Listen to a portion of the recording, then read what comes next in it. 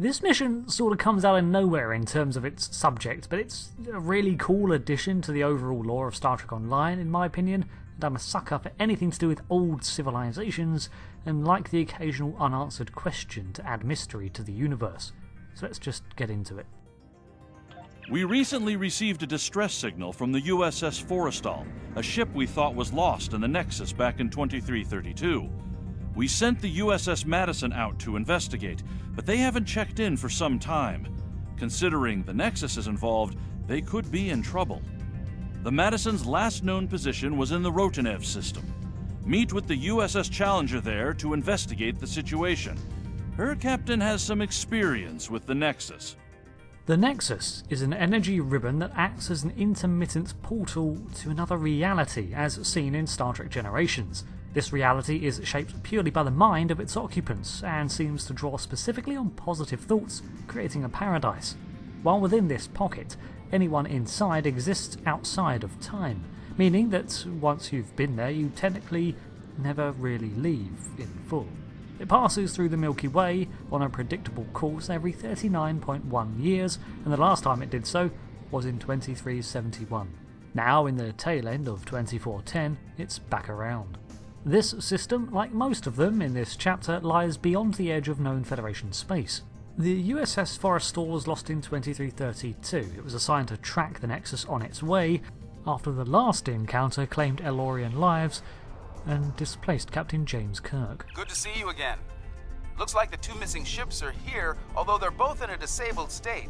Neither of them have responded to our hails. Captain Geordie LaForge of the USS Challenger has been assigned to this mission too. Well, we've already lost 2 ships to this thing, so it's wise not to approach it without backup. LaForge's career has seen him bouncing between Utopia Planitia and the Challenger since he left the Enterprise E.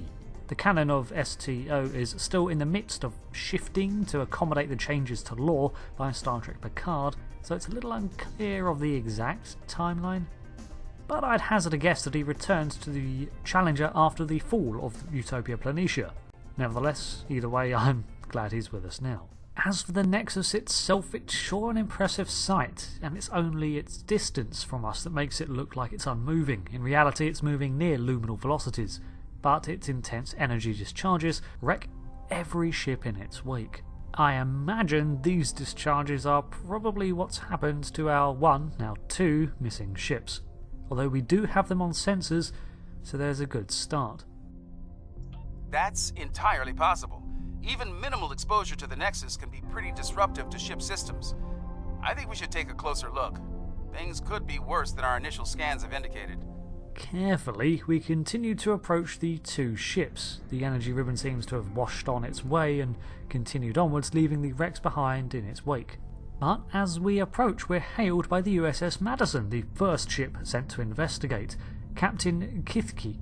The Aviation Captain is on the other side of the line, but it is full of interference. Apologies. This ship's taken some damage here. Short-range comms are barely working, and we're experiencing widespread systems failure on all decks. Our Nexus defense screen's overloaded, and we were exposed to a full blast. We're lucky to be here. We could use your help. Okay, don't worry, Captain. We'll prep repair teams and we'll beam on over. However, when we hang up, Nunya interjects that we're being hailed by the Challenger.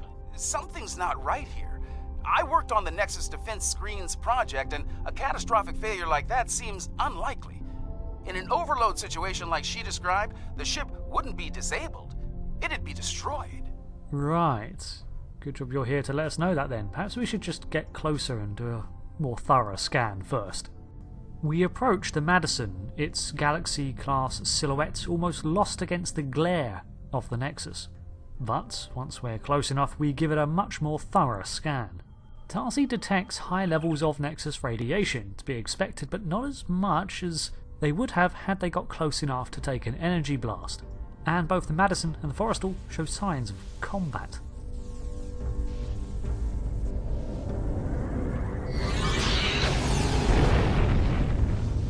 An energy pulse from the deflector of the Madison hits the Challenger, which begins to drift. Whatever they fired just disrupted most of our systems. We're sitting ducks over here. The USS Madison then makes an attack run on the Armiger. Galaxy-class starship, although an older model when compared to our Odyssey-class, still packs a punch, as its flexible design and overabundance of power allowed the Galaxy to stay competitive even 40 years after it was introduced. However, the Madison does already show signs of severe damage. It's already been in the skirmish once, so placing ourselves between the Challenger and the aggressor, it doesn't take us long to overpower it. Although I would be lying if I said the Galaxy didn't pose a threat at all, it does manage to strip our shielding at one point. We're still trying to figure out what they hit us with over here. Whatever it was, it knocked most of our systems out. We're running on emergency power. I think we'd better get over there and find out what's going on while we still have a functioning ship between us. Meet me at these coordinates on Deck 10. Agreed, we'll see you there. It's a good job Starfleet didn't send only one vessel this time. It looks like whatever that deflector pulse was that the Madison had been saving up, it overloaded the Challenger. Had they been on their own, Starfleet would have lost another vessel to whatever it is that's going on here. Looks like someone activated the security system on this deck. Fortunately, I know a thing or two about that system. The console here is offline, but there should be a functional one nearby in a holodeck. From there, we can access the system and shut the fields down. Ah yeah, of course, the former chief engineer of a Galaxy-class starship. Perfect man for the job. Even nearly as excited. Stepping out into the corridors, we can see that indeed security screens have been activated. Just an idle attempt, but the ship is damaged. Maybe we can blast through them? No. I do have to say, Galaxy-class interiors, comfy, well lit, I really do like them. This holodeck's damaged. Let's try the next one. Holodeck number 10. How many holodecks does a Galaxy-class have? We step into the nearest holodeck, the older style, hiding many of the workings behind smoothed panels, and Geordi sets about his work. Alright, let's get to work. With luck, we should be able to bypass the system and drop those... Wait. Someone's loading up a holodeck program in here, and I've got a feeling it's not for R&R. Now's not the time for video games. Activating Program Barclay, 42 Epsilon. Safety protocols are disengaged. Oh. Please, help us! The Borg are everywhere! Okay, what have we got? Shuttle crash, Borg drones, Borg in orbit. Oh, this is going to be a tricky one. It's not going to work, but let's try computer end program. The program's locked. We'll have to survive the battle to leave. Oh no, the Borg are attacking in gradual waves, a few at a time. Just like in real life. What an incredibly accurate portrayal of 25th century combat. I am stunned. Last wave. Unless they change the program. Although, having said that, these holographic Borg are falling remarkably quickly, and I haven't had to remodulate my phaser once. I'm starting to think combat simulation is not the aim of this program. Oh, thank you. If there's anything I can do to repay you, anything at all. Aha.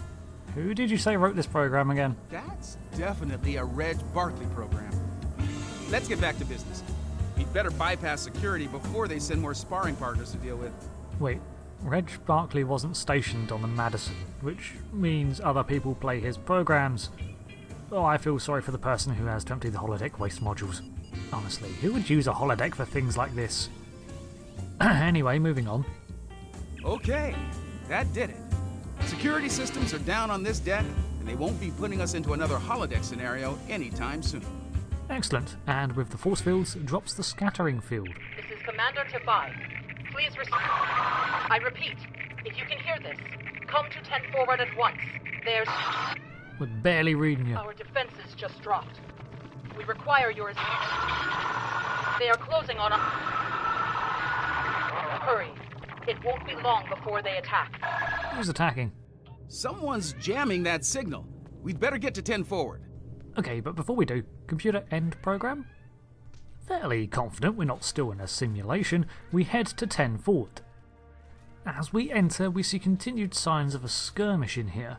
There are 3 officers, a Beta Z, 2 Vulcan, and an accompanied bartender. Providing stunning illumination to 10 forward is the orange flame glow of the burning Nexus in the background.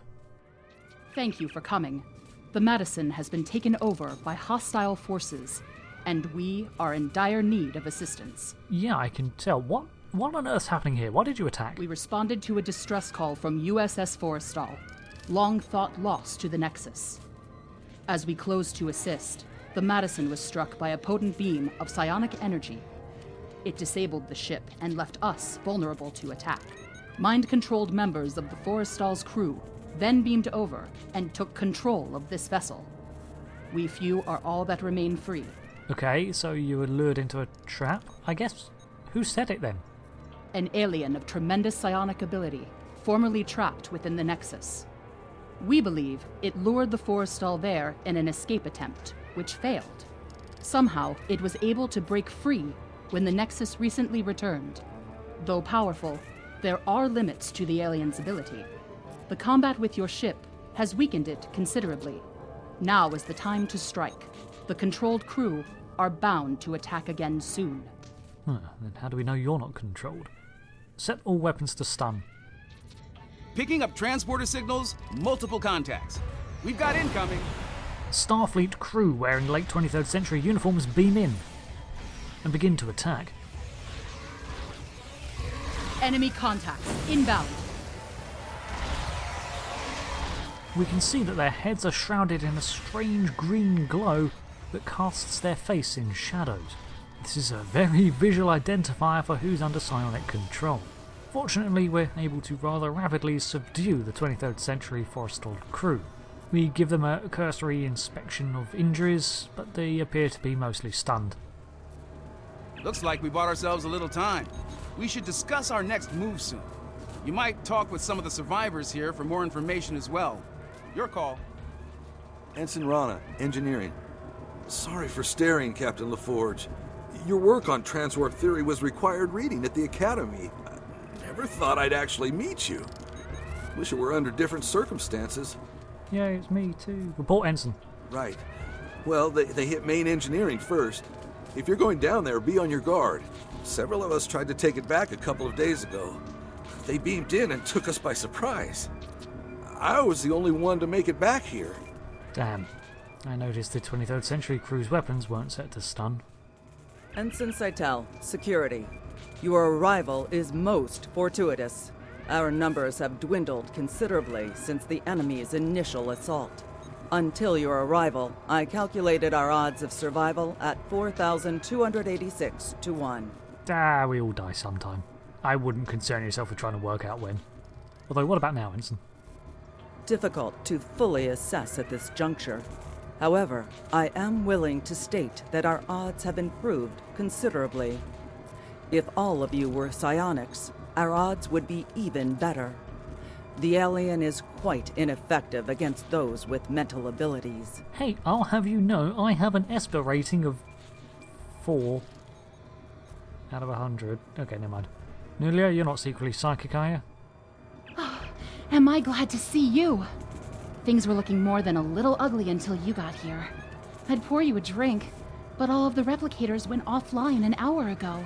It's fine. I'll get wasted off duty. How are you holding up? You're a long way from home. As good as can be, under the circumstances. Still amazed we haven't been, dominated by that alien. The commander thinks it's because we all come from a species with psionic abilities. As good a reason as any, I suppose.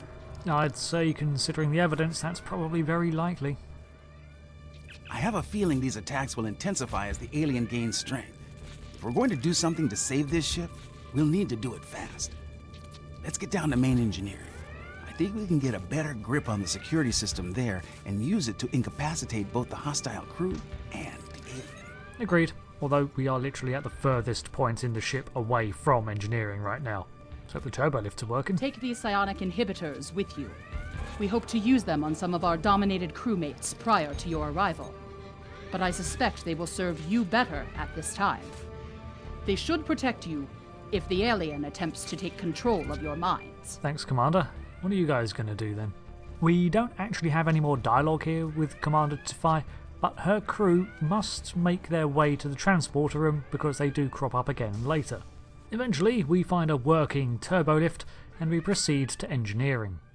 Unfortunately, this mysterious alien has already rerouted crew to meet us there.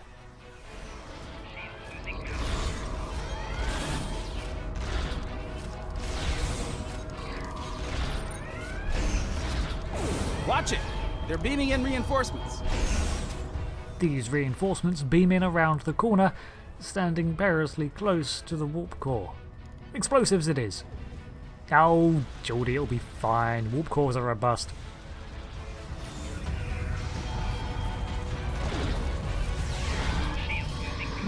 Thank God for that and the cool shielding I acquired a while ago. Heads up! More hostiles incoming! Oop, take cover. The combat in engineering does take a long while, but eventually stunned 23rd century crew litter the floor. We've got a couple of problems here.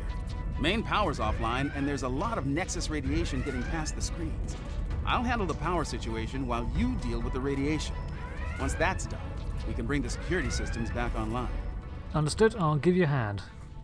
Oh man, Galaxy-class warp cores are so cool, and the corridors are so comfy. Look, I like the Armature, it's my ship. But it could do with being a little more cozy. Different time, I guess. Nice work. Radiation levels are back in the safe zone, and I've managed to prime the warp core. Give me a hand with it, and we can restore main power. That did it. Main power's back online, and warp core is stable. I've activated most of the security systems, but it looks like the bridge is still under enemy control. It's a good bet that's where the alien is. Okay, we've retaken the ship, let's retake the bridge. Alright, just hold in there, fellas. You'll be fine eventually. This ship and all upon it belong to Khaj'Burr. Starfleet disagrees with you on that. Your words mean nothing. Kill them. Kill them now. Well, you're just being a dick. We are here to assist you. Commander Tafai and her team from 10 forward beam into the bridge to offer their assistance, just in time too. We managed to stun the dominated crew from the Madison and the Forrestal, before turning our attention to this Khaj'Burr. This psionic entity has a multitude of abilities, but it seems his power is limited, and he's expended a lot of resources to dominate the crew. On top of this, that powerful deflector blast from earlier must have been channeled by him, so eventually the spent psychic calls it to retreat and teleports away. I'm reading the alien on sensors. It's back on the Forrestal. This isn't over yet. I suppose that would have been too much to ask for. Recommendations? The Challenger might be able to fight, but most of this ship's crew is unconscious. Beam back to your ship and deal with the Forrestal. I'll do what I can here to get the shields up and keep the Madison in one piece. Understood. We're taking this to space then. There are also several Easter eggs here. You can explore the Situation Room and the Captain's Ready Room before you go. Situation Room even has an accurate view from its windows of the rest of the saucer section and the ship's nacelles, while the Ready Room very much has the same decor as a standard Galaxy class, as seen in Picard's own Ready Room, but the ornamentation is rather different. We have a picture of the Madison, a model of a Miranda class, a model of Zephram Cochrane, acting as bookstop for some old paper books, a statue of a Vulcan Idic, perhaps suggesting that Captain Kithki is a follower of Surak's teachings, a hidden bed to the side for catnaps, and a rather traumatised looking petrified fish that looks like it's seen things. Dark things. The minute we return to the Armature, we're hailed by the Forrestal. Shall the battle continue? Shall you strike me anew again and again until nothing remains? Or, now hear me out, we don't do that. Once I was imprisoned within the Nexus, cast away for defying those who called themselves my rulers. And now a new jailer comes, demanding submission. I don't demand submission, I demand our colleagues back. No, I need this ship and everyone on it. They give me what I need to return home and avenge my imprisonment. I will not give them up. Well, that's unfortunate. Fire to disable. Challenger stands ready to assist you.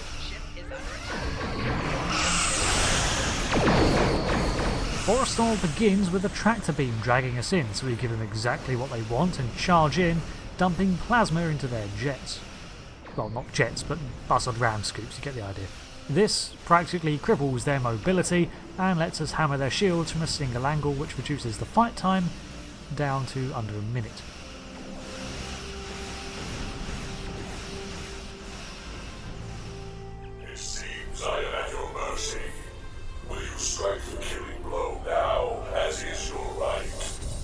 really. I'd rather not kill you for all you've done. You're kind of new life, and that's kind of our mission, to find you.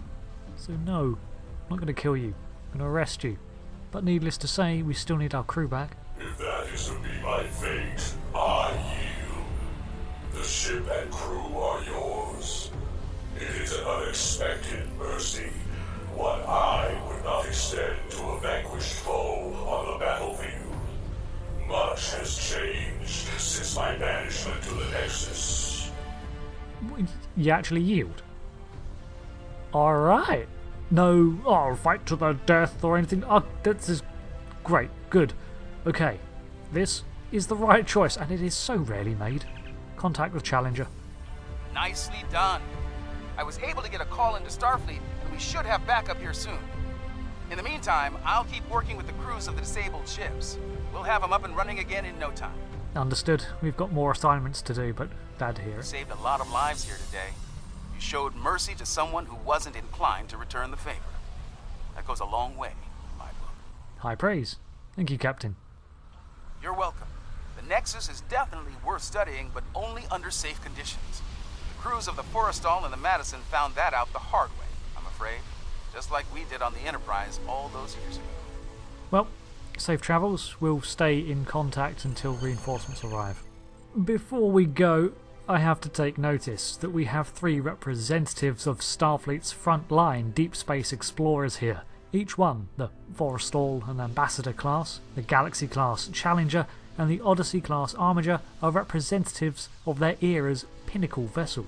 Each one was a deep space explorer that also had diplomatic suites and, to be fair, a lot of firepower for its time. Of course, when you play the mission, you can take any ship into this, but I just thought it was a sort of nice symmetry that was going on here. Although it's a shame that 3 out of the 4 of them were kind of wrecked by the encounter, but hey, that's not our fault. As for this Khaj'Burr entity, correct me if I'm wrong, but I don't think we hear from it ever again.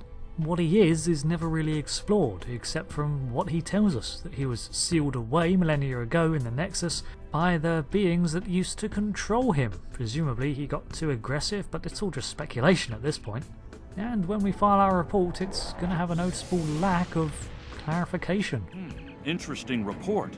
This alien was trapped for eons in the Nexus and wanted to leave? As I understand it, the Nexus is a paradise. Apparently there's at least one life form out there who disagrees. Fortunately, you saved a lot of lives, and 3 Starfleet vessels. Captain LaForge tells me they'll spend some time in space dock, but they'll be ready for duty again soon. And we can use all the ships we can get on the frontier these days. Well done. So with that mission completed, we're left with some lingering questions, but I'm not too concerned about that right now. Mysteries from another time, for another time, I guess. Still, thanks for joining me as we continue to explore the ever-evolving narrative of Star Trek Online. Unanswered questions and all. Speaking of unanswered questions though, soon we'll be jumping back in to confront the Zenkethi and find out just what it is they're after, and the mystery of these crystals. Until then though, I've been Rick. Thanks again for watching, and I'll see you next time. Goodbye.